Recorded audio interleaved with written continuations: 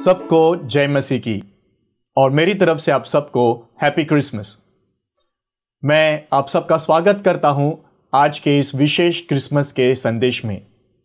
हम साल के ऐसे समय में आ पहुंचे हैं जिसमें पूरी दुनिया में लोग यीशु मसीह के जन्म की खुशी और आनंद मनाते हैं, रिश्तेदारों से मिलते हैं, एक दूसरे से तोहफा बांटते हैं, मिठाइयाँ बांटते हैं। लेकिन परमेश्वर ने हम मनुष्य को दिया हुआ सबसे मूल्यवान तोहफा क्या है, आज के संदेश के द्वारा मैं आपके साथ में उस विषय में बांटना चाहता हूं। तो आइए हम बाइबल में से एक वचन को पढ़ के आज के इस संदेश की शुरुआत करते हैं। हम बाइबल में से जो वचन पढ़ेंगे वो है मत्ती उसका पहला अध्याय और उसका 21 वचन। अगर हम बाइबल में देखते हैं, मत्ती उसके पहले अध्याय का 21 वचन इस प्रकार से कहता है, वह पुत्र जनेगी और तू उसका नाम यीशु रखना, क्योंकि वह अपने लोगों का उनके पापों से उद्धार करेगा। अगर हम बाइबल में यीशु मसीह के जन्म के विषय में देखते हैं, सचमुच यीशु मसीह इस संसार में क्यों आया, वो इस संसार में क्यों जन्मा, ये बाइबल बहुत ही सटीकता से हमें बताती है। जैसे हमने इस समय में मत्ती के 1 अध्याय के 21 वचन को पढ़ा, ये वचन बहुत साफ रीति से कहता है कि वह पुत्र जनेगी और उसका नाम यीशु रखा जाएगा, क्योंकि यीशु इस नाम का अर्थ ही यह है कि वह अपने लोगों को उनके पापों से उद्धार देगा या बचाएगा। यीशु इस संसार में उद्धारकर्ता बनकर आया और वो हमें हमारे पापों से उद्धार देने के लिए आया। आज जब मैं लोगों से मिलता हूं, एक पास्टर होने के नाते मैं लोगों से पूछता हूं, क्या आप परमेश्वर पर विश्वास करते हैं? तो लोग कहते हैं हाँ, हम लोग हर रविवार को चर्च जाते हैं। मैं पूछता हूं, क्या आप यीशु मसीह पर विश्वास करते हैं? तो लोग कहते हैं हाँ, हम लोग हर रोज प्रार्थना करते हैं, हम बाइबल पढ़ते हैं, हम पारिवारिक प्रार्थना भी करते हैं, हम लोगों को यीशु मसीह के बारे में बताते हैं। लेकिन सटीकता से लोगों ने यीशु मसीह पर विश्वास करना मतलब क्या है, विशेष रूप से बाइबल हमें परमेश्वर पर विश्वास करने के विषय में क्या बताती है, यह हमें बहुत ही स्पष्ट रीति से जानना बहुत बहुत महत्वपूर्ण और जरूरी बात है। मैं भी मेरे जीवन को जब पीछे मुड़कर देखता हूं, हालांकि मैं भी एक ऐसा व्यक्ति था जिसने अपने जीवन को पाप से बंधा हुआ होकर और पाप से छूटने की पूरी कोशिश करते हुए जिया, लेकिन मेरी कोशिशों से या मेरे प्रयासों से ना मैं मेरे पापों से मुक्ति पा सका और ना मैं परमेश्वर के सामने धर्मी बन सका।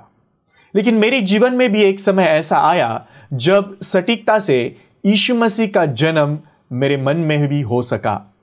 उस दिन मेरा मन पापों से मुक्ति पाकर, पापों से उद्धार पाकर धर्मी परमेश्वर की संतान बन सका। जब हम बाइबल में देखते हैं, उत्पत्ति के पहले अध्याय में इस प्रकार से बताया गया है कि पृथ्वी ये बेडोल थी, सुनसान पड़ी थी और पूरे रीति से अंधकार से भरी हुई थी। उस पृथ्वी को ऐसी दशा में पड़ा हुआ होकर कितना समय बीता, इस प्रकार से तो दिखाया नहीं गया है। लेकिन कितने भी हजारों या लाखों सालों से पृथ्वी ऐसी दशा में होगी, लेकिन पृथ्वी खुद होकर अपने उस दशा को, अपनी उस परिस्थिति को बदल नहीं सकी। ऐसी पृथ्वी जो अंधकार से भरी हुई थी, उस पर परमेश्वर ने तरस खाया और परमेश्वर ने अपना शब्द उस पृथ्वी के पास भेज दिया। परमेश्वर ने कहा उजियाला हो, और उस समय उजियाला हो गया, ऐसा बाइबल कहता है। प्रियो, जैसे परमेश्वर के शब्द के द्वारा उजियाला पृथ्वी पर आया, उस समय उस उजियाले ने पृथ्वी में से अंधकार को निकाला। हालांकि पृथ्वी के सामर्थ्य से, पृथ्वी के शक्ति से वो पृथ्वी अपने अंदर से उस अंधकार को निकाल नहीं सकती थी, लेकिन परमेश्वर के वचन ने आकर पृथ्वी में से उस अंधकार को निकाल दिया। प्रियो, अगर हम बाइबल में देखते हैं, बाइबल में यीशु मसीह और कोई नहीं बल्कि परमेश्वर का वचन है, परमेश्वर का शब्द है।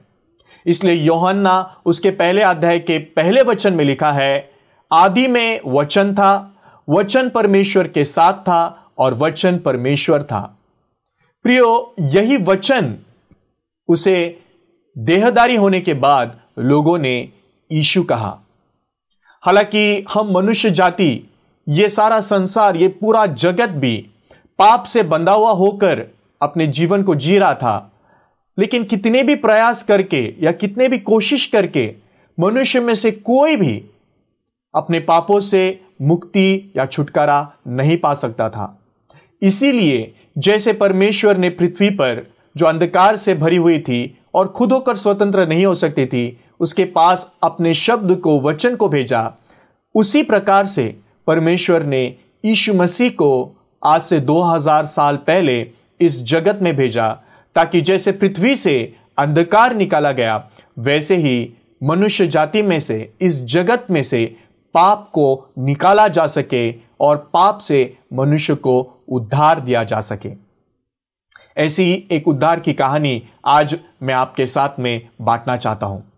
क्योंकि मैं एक पास्टर हूं, इसलिए मैं बहुत लोगों से मिलकर बाइबल में से परमेश्वर ने दिए हुए पाप क्षमा की सुसमाचार को बांटता रहता हूं। एक दिन ऐसे ही नासिक में मैं एक परिवार से मिला। जब मैं उस परिवार से मिला, वो परिवार बहुत ही अजीब था। जब मैं उनके घर में गया, उस घर में पूरी तरह से बदबू फैली हुई थी। जब मैं उस घर में बैठा था, मैं यहां वहां देखने लगा, क्यों और कहां से ये बदबू आ रही है। वो बदबू सचमुच असहनीय थी। लेकिन जब मैंने गौर से देखा तो उस परिवार में जो 3 लोग थे, उनमें से एक पिता था, एक मां थी और एक जवान बेटी थी। तो जब मैंने उस पिताजी को देखा, उस पिताजी के शरीर में मुझे कोढ़ दिखाई दिया। उसके हाथ कोढ़ी होने के वजह से पूरे गल चुके थे और उसका शरीर भी पूरा पस से भरा हुआ था, और वो कोढ़ का वो पस जो होता है, उसकी गंदी बदबू पूरे उस घर में फैली हुई थी। उस समय में सचमुच में मैं उस परिवार को, विशेष करके उस व्यक्ति को जिसको कोढ़ हुआ था, बाइबल में परमेश्वर ने दिया हुआ सबसे मूल्यवान तोहफा, पापों की क्षमा का सुसमाचार, उनको देना चाहता था। इसलिए मैंने बाइबल को खोलकर परमेश्वर के वचन को उनको प्रचार किया। प्रियो, अगर हम बाइबल में देखते हैं तो बाइबल में रोमियो की पत्री उसके 3 अध्याय के 23 वचन में इस प्रकार से लिखा गया है, क्योंकि सबने पाप किया है और वो परमेश्वर की महिमा से रहित है। प्रियो, ये ऐसा वचन है जो आज संसार में ज्यादातर लोग बहुत ही अच्छी तरह से जानते हैं। लेकिन प्रियो, इस वचन में जो रोमियो के 3 अध्याय के 23 वचन में बताया गया है कि सबने पाप किया और वो परमेश्वर की महिमा से रहित हो गए, ये केवल आधा सच है। क्योंकि अगर हम बाइबल में बिल्कुल उसके अगला वचन देखते हैं, यानी कि रोमियो के 3 अध्याय का 24 वचन देखते हैं, तो वहां पर इस प्रकार से लिखा गया है, परंतु परमेश्वर के अनुग्रह से उस छुटकारे के द्वारा जो मसीह यीशु में है, हम सेंत मेंत धर्मी ठहराए जाते हैं। प्रियो, अगर हम बाइबल को बहुत ही सटीकता से हम जानेंगे तो हम समझ सकते हैं कि बाइबल में परमेश्वर ने मनुष्य की सच्चाई बताई और परमेश्वर ने हम मनुष्य के लिए क्या किया है, यह भी बहुत ही स्पष्ट रीति से और सटीकता से हमें बताया है। अगर हम उन वचन को देखते हैं, वचन में यह भी लिखा है कि सबने पाप किया है और वो परमेश्वर की महिमा से रहित है। लेकिन 24 वचन में यह भी कहा गया है कि परमेश्वर के अनुग्रह से, उस छुटकारे के द्वारा जो मसीह यीशु में है, हम सेंत मेंत धर्मी ठहराए जाते हैं। तो जब लोग ये 2 वचनों को देखते हैं, 23 वचन में तो लिखा गया है कि हम सब ने पाप किया है, इसलिए हम पापी है और हम परमेश्वर की महिमा से रहित है। लेकिन 24 वचन को जब हम देखते हैं, वो 24 वचन हमको बहुत स्पष्ट रूप से यह बताता है कि परमेश्वर के अनुग्रह से, उस छुटकारे के द्वारा जो मसीह यीशु में है, हम सेंत मेंत धर्मी ठहराए गए हैं। तो फिर आज मैंने खुद को पापी कहना चाहिए या धर्मी कहना चाहिए, इस विषय में लोग सचमुच उलझन में रहकर जीवन को जीते हैं। आज मैं आपको पूछना चाहता हूं, यदि आप खुद को पापी कहे तो क्या आपको खुद को पापी कहने के लिए विश्वास की जरूरत है? बिल्कुल नहीं। क्योंकि आज इस संसार में जो लोग बाइबल पर या परमेश्वर पर या यीशु मसीह पर या बाइबल के वचन पर विश्वास नहीं भी करते, वे भी खुद को मैं पापी हूं बहुत ही आसानी से और बहुत ही स्वाभाविक रूप से कह सकते हैं। लेकिन प्रियो, मैं धर्मी ठहराया जा चुका हूं। अब मैं पापी नहीं रहा, बल्कि मैं धर्मी ठहराया गया हूं। यह बात केवल वही कह सकते हैं जो परमेश्वर के वचन पर विश्वास करते हैं, जो परमेश्वर ने दिए हुए मूल्यवान तोहफा मतलब पाप क्षमा का सुसमाचार विश्वास से ग्रहण किए हुए हैं। मैं धर्मी ठहराया जा चुका हूं, यह केवल वही कह सकते हैं जो यीशु मसीह के लहू पर विश्वास करते हैं, जो लहू हमारे पापों की कीमत को, हमारे पापों के न्याय को चुकाने के लिए दिया गया था। उस दिन जब मैं उस परिवार में गया, मैंने उस परिवार को यही पापों की क्षमा का सुसमाचार प्रचार किया। मैं सचमुच चाहता था कि वो परिवार ये पाप क्षमा का सुसमाचार सुनकर उनके मन में पापों से मुक्ति पाकर धर्मी और पवित्र बनने का विश्वास पा सके और स्वर्ग के राज्य के वारिस बन सके। जब मैंने सुसमाचार प्रचार किया, हालांकि उस घर में बदबू फैली हुई थी, लेकिन परमेश्वर ने सचमुच मेरी सहायता की कि मैं लगभग 1 से 1.5 घंटा उस परिवार के साथ में उस घर में बैठकर यह पाप क्षमा का सुसमाचार उन्हें प्रचार कर सका। जैसे मैंने सुसमाचार प्रचार करके खत्म किया, मैंने विशेष रूप से उस व्यक्ति से पूछा जो कोढ़ी था। मैंने पूछा, हेलो बाबा, मैं आपसे पूछना चाहता हूं, इस सुसमाचार को सुनने के बाद, परमेश्वर के वचन को सुनने के बाद, जब आप परमेश्वर के सामने अपने आप को देखते हो, क्या आप पापी हो या आप पवित्र और धर्मी ठहर चुके हो? उस समय उस बाबा ने उत्तर दिया, मैं तो पापी हूं। मैं कैसे खुद को पवित्र और धर्मी कह सकता हूं? नहीं नहीं नहीं, मैं पापी ही हूं। तो जब मैंने उनके इस जवाब को सुना, मेरे मन में सचमुच मैं बहुत दुख महसूस कर रहा था। हाँ, सचमुच अगर यह व्यक्ति इस विश्वास के साथ कि मैं पापी हूं अगर मर जाता है, तो फिर शरीर तो जो मिट्टी है मिट्टी में मिल जाएगा, लेकिन उसका आत्मा परमेश्वर के सामने न्याय को पाते समय केवल सार्वकालिक अनंतकालिक नरक की अग्नि में ही जा सकता है। हालांकि परमेश्वर ने उसे अनंत जीवन को देने के लिए, स्वर्ग के राज्य का वारिस बनाने के लिए यीशु मसीह को इस संसार में भेजा और उसके सभी पापों को यीशु मसीह पर लाद दिया। और यीशु मसीह ने क्रूस पर चढ़कर अपने शरीर को बलिदान करते हुए, अपने शरीर के सारे लहू को बहाकर उसके हर एक पापों के कीमत को और उसके पापों के दंड को पूरी तरह से चुका दिया है। ये पापों की क्षमा का सुसमाचार मैंने उनको प्रचार करने के बाद भी उन्होंने मुझे यही जवाब दिया कि नहीं, मैं अपने आप को कभी भी पवित्र और धर्मी नहीं कह सकूंगा, मैं तो पापी ही हूं। उस समय मैंने मेरे मन में बहुत गहराई से सोचा, क्या मैं इस व्यक्ति को इसी दशा में छोड़कर चला जाऊं? हालांकि मैंने इस व्यक्ति को 1 से 1.5 घंटा परमेश्वर ने दिए हुए पाप क्षमा के सुसमाचार को प्रचार तो किया है, लेकिन यह व्यक्ति समझ नहीं पा रहा है, यह व्यक्ति विश्वास नहीं कर पा रहा है। इस वजह से अब भी खुद को पापी ही कह सकता है। प्रभु मैं क्या करूं? उस समय मैंने मेरे मन में छोटी सी प्रार्थना की, परमेश्वर सचमुच मैं एक व्यक्ति को उद्धार नहीं दे सकता। हालांकि मैं एक पास्टर हूं, परमेश्वर का दास हूं, जो सुसमाचार तो प्रचार कर सकता हूं, लेकिन एक व्यक्ति को, एक आत्मा को उद्धार देना, एक व्यक्ति के मन में पाप क्षमा के सुसमाचार पर विश्वास करने के लिए उसे लगाना, यह केवल आप कर सकते हो। प्रभु कृपया करके इस व्यक्ति की आत्मा पर आप तरस खाइए। इस प्रकार से मैंने मेरे मन में प्रार्थना करके मैंने उस व्यक्ति को पूछा, बाबा क्या आप आपके जीवन के बारे में थोड़ा मुझे जानकारी दे सकते हैं? क्योंकि मैं जानना चाहता था क्यों यह व्यक्ति परमेश्वर ने दिए हुए इस पाप क्षमा के सुसमाचार को सुनने के बाद भी विश्वास नहीं कर पा रहा है। तो उस समय उस बाबा ने कहा, जरूर मैं मेरे जीवन के बारे में आपको बताना चाहूंगा। उसने कहा, असलियत में जब मैं पैदा हुआ और जब मैं होश में आया, मैंने देखा कि मैं एक अनाथ व्यक्ति हूँ। मैं अनाथ आश्रम में ही बड़ा हुआ।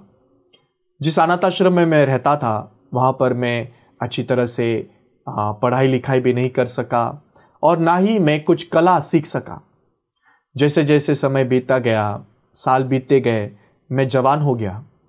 उस समय में अनाथ आश्रम के लोगों ने मुझसे कहा कि ये बच्चों का अनाथ आश्रम है, अब तुम बड़े हो चुके हो, अब तुम अपने पैरों पर खड़े रह सकते हो, तुम खुद होकर अपने जीवन को जी सकते हो, अब हम तुम्हें यहाँ पे नहीं रख सकते, तुम यहाँ से जा सकते हो। उसने कहा, जब मैं अनाथ आश्रम में से बाहर निकला, ना मेरे पास में अच्छा शिक्षण था, ना मेरे पास में कोई कला थी। मैं बहुत सोचने लगा, मैं क्या करूं, मैं किस प्रकार से मेरे जीवन को जी सकता हूं। उस समय पहली बार मेरे जीवन में मैंने चोरी करना शुरू किया। इस प्रकार से चोरी 1 बार करके, 2 बार करके, 3 बार करके मैं बहुत ही माहिर चोर बन गया। मैं चोरी करके गुजारा करता था। कुछ समय के बाद में मैं हफ्ता वसूल करने लगा। मैं मुंबई में रहता था, वहाँ पर मैं हफ्ता वसूल करता था, चोरी भी करता था, शराब भी पीता था। बहुत बुरा जीवन मैंने जिया। एक दिन ऐसे ही चोरी करने की घटना में मैंने एक व्यक्ति को मारा और वो व्यक्ति अधमरा हो गया। मेरे हाथ से हाफ मर्डर हो गया था। उस समय में पुलिस ने मुझे पकड़कर मेरे ऊपर मुकदमा चला और मुझे मुंबई से तड़ीपार करने का आदेश दिया गया। उस समय मैं मुंबई शहर छोड़कर नासिक में आकर रहने लगा। उस समय में मेरी उम्र 45 साल की थी। 45 साल की उम्र तक मैंने बहुत ही गंदा, बुरा और जो कुछ भी आप सोच सकते हो पाप के विषय में, वो सब पाप करते हुए मैंने मेरे जीवन को जिया। लेकिन 45 साल की उम्र में जब मैं नासिक में आकर रहने लगा, मैंने सोचा मैं कब तक इस प्रकार का जीवन जीता रहूंगा। मैंने मेरा जीवन का आधा समय तो बुराई करते हुए, चोरी करते हुए, गंदा जीवन जीते हुए बिता दिया। लेकिन मैं भी दूसरों के समान सामान्य जीवन जीना चाहता हूं। मैं भी शादी करना चाहता हूं। मैं भी मेरा परिवार बनाना चाहता हूं। मैं भी सामान्य जीवन जीना चाहता हूं। इसलिए मैं आज से चोरी नहीं करूंगा। मैं अच्छा जीवन जीऊंगा।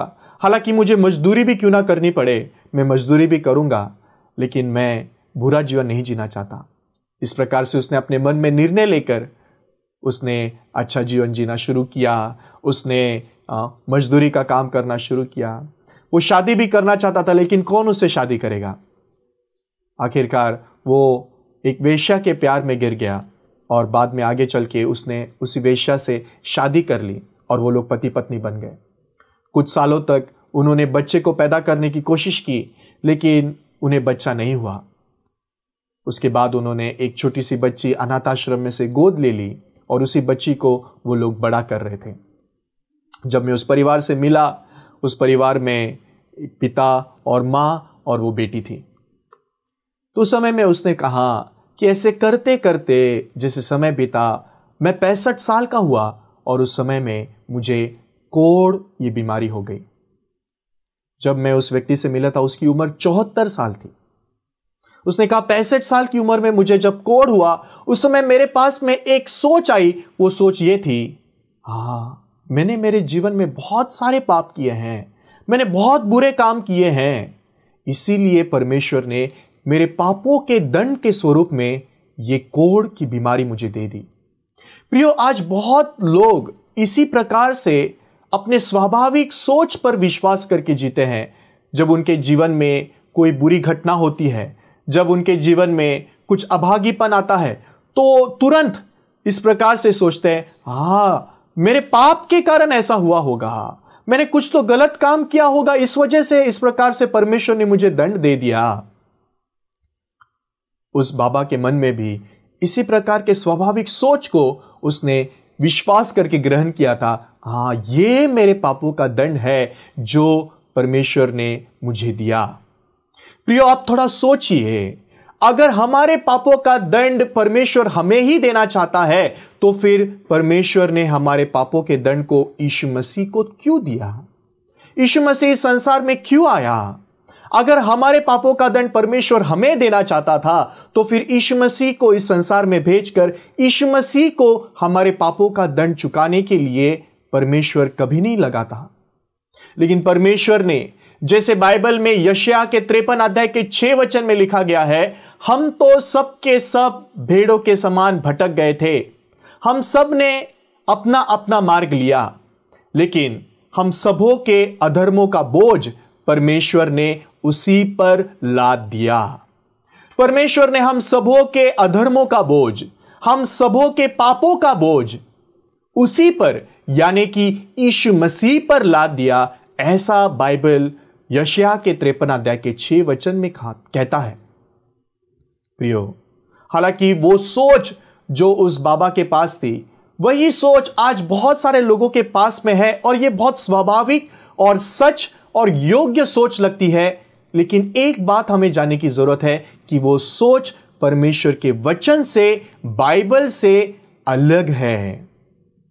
जब उस बाबा ने मुझे अपना मन बताया, अपने जीवन के बारे में बताया, मैं समझ सका कि क्यों ये बाबा आज तक मैं पापी हूं इसी विश्वास को लेकर जी रहा है। क्यों ये बाबा आज तक विश्वास नहीं कर पा रहा है कि यीशु मसीह के द्वारा, यीशु मसीह के बलिदान से, यीशु मसीह के लहू से उसके पाप धोए गए हैं, उसको धर्मी ठहराया गया है, उसको पवित्र किया गया है। क्यों विश्वास नहीं कर पा रहा है? क्योंकि आज तक पापों की क्षमा का सच्चा सुसमाचार इस बाबा को किसी ने नहीं सुनाया। उस समय मैंने कहा, बाबा बहुत बहुत धन्यवाद, आपने आपके जीवन के बारे में मुझे बताया। अब मैं आपको बाइबल में से कुछ वचन दिखाना चाहता हूं। असलियत में वो बाबा ज्यादा पढ़ा लिखा नहीं था, इसलिए वो पढ़ नहीं सकता था, बाइबल भी उसे पढ़ने के लिए नहीं आता था। उसकी पत्नी उसके लिए बाइबल पढ़ रही थी। तो उस समय मैंने बाइबल में से एक वचन खोलकर उन्हें पढ़ने के लिए कहा। मैं वो वचन को आपको बताना चाहूंगा इस समय में। आइए हम पहली कुरिन्थियों का 6 अध्याय खोलेंगे और उसमें से हम कुछ वचनों को पढ़ेंगे। पहली कुरिन्थियों का 6 अध्याय, उसके 9 और 10 वचन को मैं पहले पढ़ना चाहूंगा। यह वचन में ऐसा कहा गया है, क्या तुम नहीं जानते कि अन्यायी लोग परमेश्वर के राज्य के वारिस न होंगे? धोखा न खाओ, न वेश्यागामी, न मूर्ति पूजक, न परस्त्रीगामी, न लुच्चे, न पुरुषगामी, न चोर, न लोभी, न पियक्कड़, न गाली देने वाले, न अंधेर करने वाले परमेश्वर के राज्य के वारिस होंगे। अगर हम पहले कुरिन्थियों के 6 अध्याय के 9 और 10 वचन में देखते हैं, यहां पर बहुत साफ रीति से लिखा है कि ये लोग, ये अन्यायी लोग, ये पापी लोग परमेश्वर के राज्य के वारिस न होंगे। तो उस समय मैंने उस बाबा से पूछा, बाबा क्या आप इन लोगों में से हो? उन्होंने कहा, हां जरूर मैं हूं। मैं चोर था, मैंने चोरी की, मैंने शराब पी, मैंने व्यभिचार किया, मैंने बहुत बुरा जीवन जिया है, मैं इन लोगों में से ही हूं। तो बाइबल क्या कहती है? ये लोग स्वर्ग के राज्य के वारिस होंगे नहीं होंगे? ये वचन तो कहता है ये लोग स्वर्ग के राज्य के वारिस ना होंगे। बिल्कुल सच है प्रियो, हम पापी हैं, हम पापी हैं, इसी वजह से तो हम स्वर्ग के राज्य के वारिस होने के लिए योग्य लोग नहीं हैं। लेकिन जैसे रोमियो के 3 अध्याय के 23 वचन को अगर हम केवल 23 वचन को देखते हैं तो वो केवल हमने आधा सच या आधा सत्य जानना है कि सबने पाप किया और वो परमेश्वर की महिमा से रहित है। लेकिन अगर हमें पूरा सच जानना है तो हमें उसके अगले वचन को पढ़ना पड़ता है। तो यहां पर भी अगर हम केवल पहले कुरिन्थियों के 6 अध्याय का 9 और 10 वचन देखते हैं, हम केवल यही कह सकते हैं, हां मैं पापी हूं, मैं अन्यायी हूं और मैं स्वर्ग के राज्य का वारिस बनने के लिए लायक नहीं हूं, योग्य नहीं हूं। यह बात सच है, लेकिन उतनी ही सच अगली बात भी है जो पहले कुरिन्थियों के 6 अध्याय के 11 वचन में लिखी है। उस समय मैंने उनकी पत्नी को 11 वचन भी पढ़ने के लिए कहा। उस समय 11 वचन में क्या लिखा है वो मैं फिर से पढ़ूंगा। यहां पर लिखा है, और तुम में से कितने ऐसे ही थे, परंतु तुम प्रभु यीशु मसीह के नाम से और हमारे परमेश्वर की आत्मा से धोए गए और पवित्र हुए और धर्मी ठहरे। आमीन। प्रियो, परमेश्वर का वचन 11 वचन में बहुत साफ साफ कहता है, और तुम में से कितने ऐसे ही थे, ऐसे ही है नहीं कहता, ऐसे ही थे। और तुम में से कितने ऐसे ही थे, परंतु बाइबल कहती है परंतु, ऐसे ही थे, परंतु तुम प्रभु यीशु मसीह के नाम से और हमारे परमेश्वर की आत्मा से धोए गए और पवित्र हुए और धर्मी ठहरे। बाइबल यह नहीं कहती कि हम धोए जाएंगे, हम पवित्र होंगे और हम धर्मी ठहरेंगे, बल्कि बाइबल हमें कहती है कि हम धोए गए और पवित्र हुए और हम धर्मी ठहरे। प्रियो, जब उस बाबा ने ये 11 वचन सुना, उसके चेहरे पर एक बहुत बड़ी मुस्कान आ गई। वो बाबा मुस्कुराने लगा। जब मैंने उस बाबा की उस मुस्कान को देखा, उसके मन में जो खुशी और आनंद वो अभी महसूस कर पा रहा था, उस खुशी और आनंद को मैं भी महसूस कर सका। उस समय मैं बहुत खुश और आनंदित हुआ। तब मैंने उस बाबा से फिर से पूछा, बाबा अब आप मुझे बताइए, आप परमेश्वर के सामने खड़े रहते समय क्या अब भी पापी ही हो कि आप विश्वास कर सकते हो कि अभी आप धर्मी और पवित्र बन चुके हो? उस समय उस बाबा ने कहा, अब मैं कह सकता हूं कि मैं पापी नहीं हूं, मैं धर्मी और पवित्र ठहराया गया हूं। उस समय मेरे मन में भी मैं बहुत खुश और आनंदित हो सका। प्रियो, आज कितने तो भी लोग इस संसार में इसी विश्वास से जी रहे हैं कि मैंने पाप किया है तो मैं पापी हूं। हां, हमने पाप किया है इसलिए हम पापी हैं, लेकिन परमेश्वर का वचन कहता है कि यीशु मसीह क्रूस पर बलिदान होने से पहले हम पापी थे, लेकिन अब हम पापी ही नहीं रहे हैं, बल्कि हम प्रभु यीशु मसीह के नाम से और परमेश्वर की आत्मा से धोए गए और पवित्र हुए और धर्मी ठहरे।